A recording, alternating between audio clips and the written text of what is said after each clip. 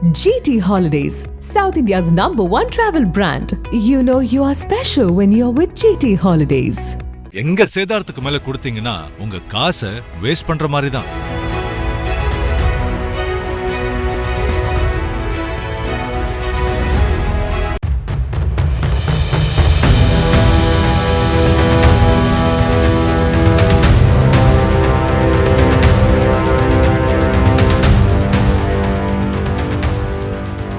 தென்காசி மாவட்டம் கடையம் பகுதியைச் சேர்ந்தவர் பாலமுருகன். பிரபல ரவுடியான இவர் மீது கொலை, கொள்ளை, வழிப்பறி என 85க்கும் மேற்பட்ட வழக்குகள் தமிழ்நாடு மற்றும் கேரளாவில் உள்ள காவல் நிலையங்களில் நிலுவையில் உள்ளதாக கூறப்படுகிறது. இதன் காரணமாக கடந்த சில மாதங்களுக்கு முன்பு கைது செய்யப்பட்டு கேரள மாநிலம் திருச்சூர் சிறையில் கைதியாக அடைக்கப்பட்டிருந்தார். இத்தகைய சூழலில் இவர் மீது அருப்புக்கோட்டையில் பதிவாகியிருந்த திருட்டு வழக்கு ஒன்றுக்காக அருப்புக்கோட்டை போலீசார் அவரை கேரளாவிற்கு சென்று கடந்த நவம்பர் மாதம் ஜாமீனில் அழைத்து வந்தனர். அதன்படி அருப்புக்கோட்டை நீதிமன்றத்தில் அவரை ஆஜர்படுத்திவிட்டு மீண்டும் திருச்சூர் சிறைச்சாலைக்கு நவம்பர் மாதம் 4ஆம் தேதி கொண்டு சென்று கொண்டிருந்தனர். அப்போது பாலமுருகன் போலீசாரை தாக்கிவிட்டு அங்கிருந்து தப்பிச் சென்றார்.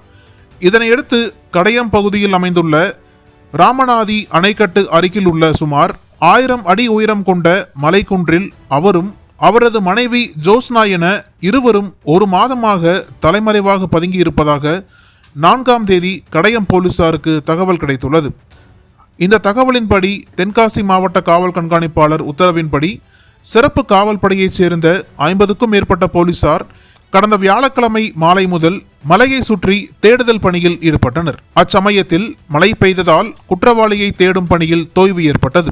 இருப்பினும் போலீசார் அதிநவீன சக்தி வாய்ந்த லேசர் விளக்குகளுடன் தொடர்ந்து பாலமுருகனை மலைப்பகுதியில் தீவிரமாக தேடி வந்தனர். இதையடுத்து சுமார் 40க்கும் மேற்பட்ட போலீசார் மலையிலிருந்து இறங்கிவிட்டனர். இருப்பினும் 5 காவலர்கள் மலையில் இருந்து இறங்க முடியாமலும் மலை மேலேயும் ஏற முடியாமலும் சிக்கிக் கொண்டனர்.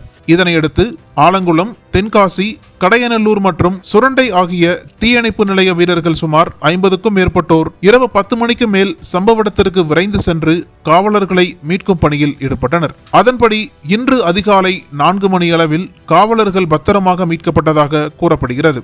மற்றொரு புறம் ரவுடி பாலமுருகனையும் அவரது மனைவி ஜோஸ்னாவையும் தேடும் பணியில் மலைப்பகுதியை சுற்றி 100க்கும் மேற்பட்ட போலீசார் ஈடுபட்டுள்ளனர். பிரபல ரவுடியை பிடிக்கச் சென்றபோது போலீசார் மலைப்பகுதியில் சிக்கிக் கொண்ட சம்பவம் தென்காசி பகுதி பொதுமக்கள் மத்தியிலும் காவல்துறையினர் மத்தியிலும் பரபரப்பையும் சலசலப்பையும் ஏற்படுத்தியுள்ளது.